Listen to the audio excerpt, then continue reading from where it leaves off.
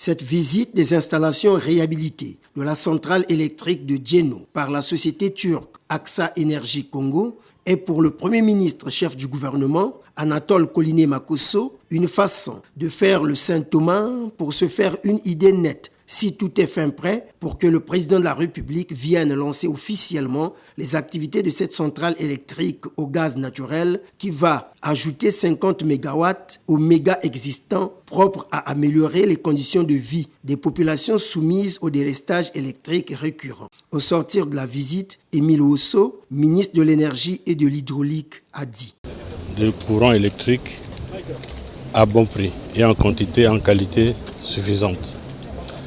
Alors, le Premier ministre est venu s'assurer, sur la base des rapports que nous avons faits, que cette société est prête à démarrer et mettre sur le réseau 50 MW de plus.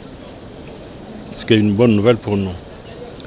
Et pour évidemment mettre ces 50 MW en plus, il y a un geste solennel qui doit être fait par notre chef de l'État pour s'assurer lui-même de ses yeux que tout est prêt.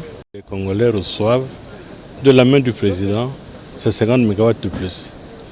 Il faut dire que cette unité de production a connu des évolutions assez erratiques et quand ce département m'a été confié, nous avons accéléré la solution d'un problème majeur sur l'approvisionnement en gaz. Et les besoins de cette centrale sont de 250 000 BTU, consommation journalière.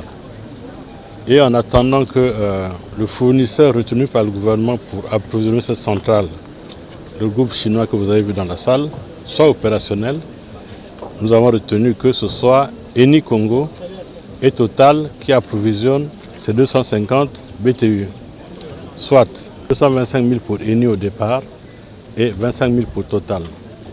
Bon, nous avons reçu il y a quelques jours le directeur de Total et nous avons négocié pour qu'il monte cette quantité progressivement à 50 000, à 100 000, à 200 000.